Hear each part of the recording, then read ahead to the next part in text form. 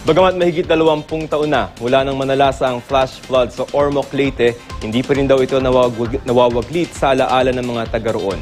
Pero hindi nila inakala na may mas matinding dagok pa pala silang haharapin ngayong hagupitin sila ng bagyong Yolanda. May ulat on the spot si Bam Alegre. Bam! Joseph, sa kabila ng pinsala ng bagyong Yolanda dito sa Ormoc City, Leyte, marami rin yung nakakaalala noong nangyaring 1991 flash flood tragedy dito sa Ormoc. Pero ayon sa lokal na pamahalaan, kung marami raw yung namatay noon, mas malawak naman daw yung structural damage ngayon sa lungsod ng Ormoc. Narito ang ulat. Marami ang namatay sa ilog ng Ormoc noong 1991 flash flood tragedy. Pero matapos ang delubyo ng bagyong Yolanda, walang magawa ang ilan kundi pakinabangan ang tubig dito.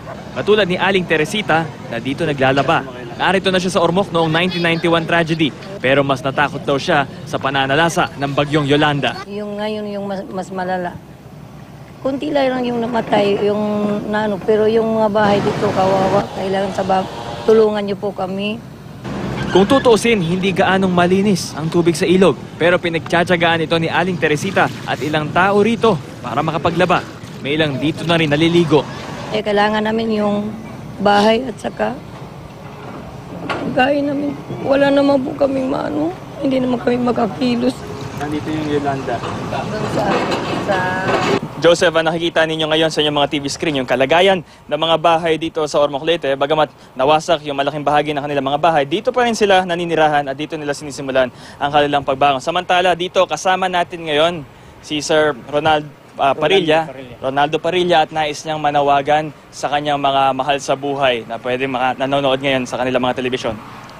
Nanawagan ko di daha ginubaan lawan Eastern Samar kan mano igna nga mag-text nga diha kuan nga diha amon nga diha Ormoc kay nagpipinanguan na kami kon kay waray man nira text o tawag nga di o panawagan nga daha nananawagan ako sa mga pinsan namin diyan sa Manila kay Toto Parilla at kay Nini Parilla o kang bibi padadin na mi dire og kwarta kay wa na gyud mi habit pamiliti og lakaw-lakaw.